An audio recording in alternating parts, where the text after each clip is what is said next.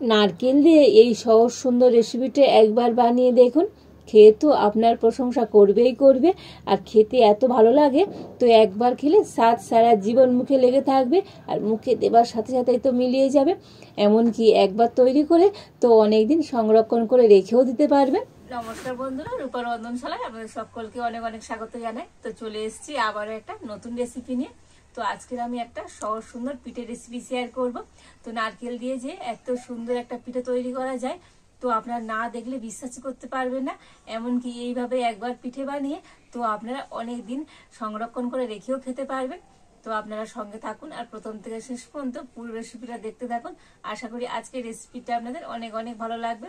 তবে চলুন দেরি না করে শুরু করে দিই আজকের রেসিপিটা। তো আজকের আমি নারকেলের পিঠের জন্য এখানে একটা নারকেল ফাটিয়ে নিয়েছি, আর এই নারকেলটা এখন আমি কুড়ে নেব।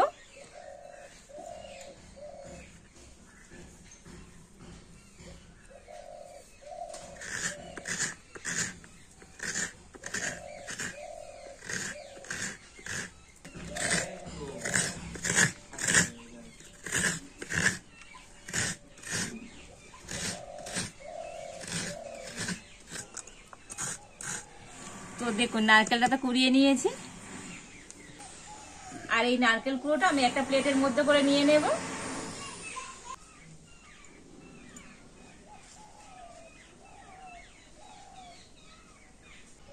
আর এবার আমি উনুনটা জেলে উনানে একটা কড়া বসিয়ে দিয়েছি, আর কড়াতে আমি প্রথমে দিয়ে দেব 1 চামচ ঘি।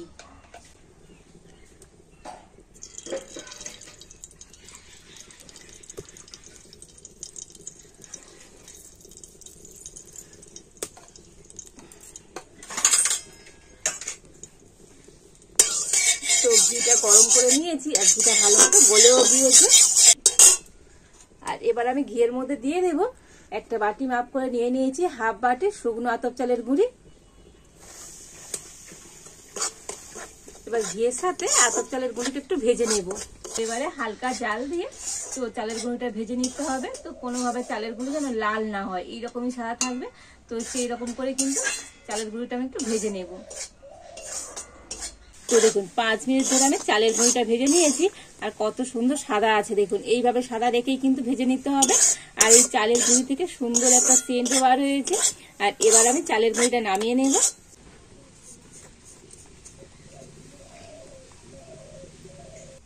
আর এবার আমি কড়াতে দিয়ে দেব দুধ। তো এখানে আমি গরুর দুধ নিয়েছি, তবে যে বাটি মাপ করে আমি হাফ বাটি চালের গুঁড়ি নিয়েছি, আর সেই বাটির মাপ করে আমি দিয়ে দেব 2 বাটি দুধ।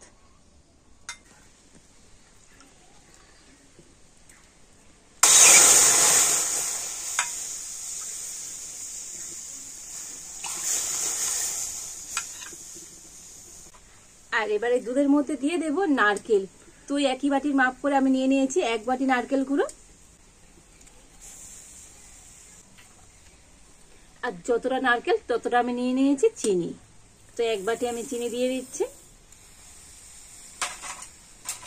দিয়ে দেব অল্প একটু সামান্য পরিমাণে লবণ।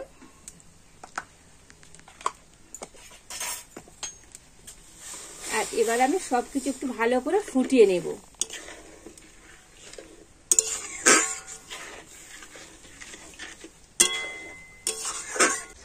তো আমি সমস্ত উপকরণগুলো তো একটা বাটি মেপে নিয়েছি। তো আপনারা বাটি কিংবা কোনো চায়ের কাপ মেপে তো উপকরণগুলো নেবেন, মানে যে যে মাপ করে নিয়েছি। আর এইভাবে নিয়ে দেখবেন পিঠে বানাবেন, পিঠে তো একেবারে পারফেক্ট হবে।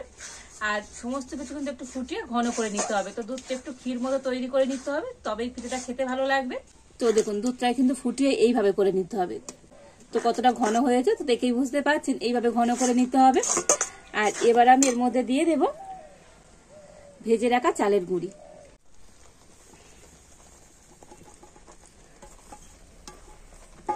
তো চালের গুঁড়িটা দিয়ে আবারও কিন্তু কন্টিনিউ এইভাবে নাড়াচাড়া করে নেব। আর এই সময় উনুনের জালটা কিন্তু একেবারেই কমিয়ে দিতে হবে, একদম হালকা জাল দিয়ে তো এটাকে এইভাবে কন্টিনিউ নাড়াচাড়া করতে হবে। আর এইভাবে নাড়াচাড়া করতে করতে এটা অনেকটাই টাইট হয়ে যাবে। তো উনুনের জাল এই সময় জ্বলে থাকলে এটা কিন্তু লাল হয়ে যাবে। তো লাল হয়ে গেলে পিঠেটা দেখতে যেমন ভালো লাগবে না, খেতেও অতটা ভালো লাগবে না। আর একেবারে হালকা জাল দিয়ে তো কন্টিনিউ নাড়াচাড়া করে তো সুন্দর একটা টাইট ডো তৈরি করে নিতে হবে।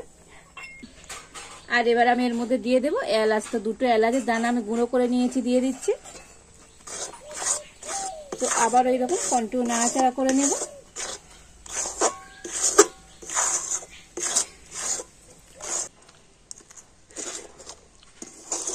তো দেখুন কন্টিনিউ নাড়াচাড়া করে তো পাকটা কিন্তু অনেকটাই টাইট করে নিয়েছি, তবে এর বেশি আমি আর টাইট করব না, কারণ এটা এখন গরম আছে বলে এত টাইট নরম, যখন ঠান্ডা হয়ে যাবে তো এটা অনেকটাই টাইট হয়ে যাবে। আর এবার আমি এই মিশ্রণটা নামিয়ে নেব।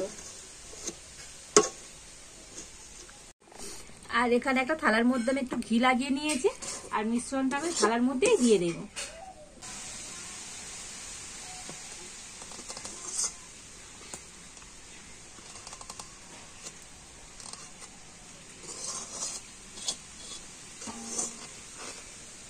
আর এবারে এই মিশ্রণটা একটু ঠান্ডা করে নেবো, এখন তো খুবই গরম, তো হাত দিয়ে ধরা যাবে, সেই রকম একটু ঠান্ডা করে নিতে হবে। আর এবার আমি হাতে ঘি লাগিয়ে নিয়েছি, আর মিশ্রণটা একটু ঠান্ডা করে নিয়েছি। আর এবার আমি অল্প একটু নিয়ে আর এবার হাত দিয়ে ভালো করে গোল করে নেব। তো দেখুন হাত দিয়ে গোল করে নিয়েছি, আর এবার আমি হাতে এরকম একটু চ্যাপটা করে দেব। আর নিয়েছি একটা কুকি কাটা, এটা দিয়ে আমি খুব সুন্দর করে কেটে নেব।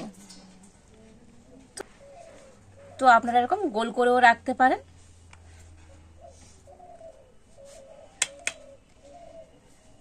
আর এবারে উপর দিয়ে একটু ডিজাইন করে দেব। তো একটা নজেল নিয়েছি, তো এইভাবে করে দিচ্ছি। তো দেখুন এই একটা পিঠা আমি তৈরি করে নিয়েছি।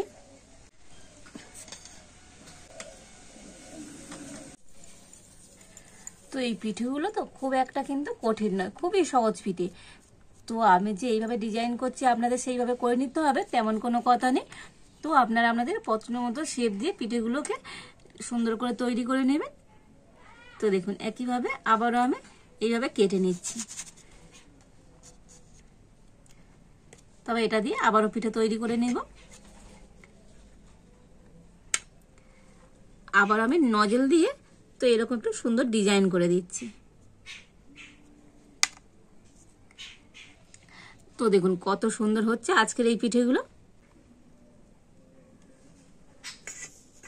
তো এই পিঠেগুলোকে তক্তি পিঠা বলে। আর এই পিঠে বাড়িতে তো খুব একটা বানানো কঠিন নয়, তো আপনারা এইভাবে একবার বানিয়ে দেখবেন, খেতেও দুর্দান্ত লাগে। আর এই একইভাবে করে বাকি পিঠেগুলো আমি তৈরি করে নেব। তো দেখুন সমস্ত পিঠেগুলোকে তৈরি করে নিয়েছি, আর সুন্দর করে প্লেটের মধ্যে সাজিয়েও নিয়েছি।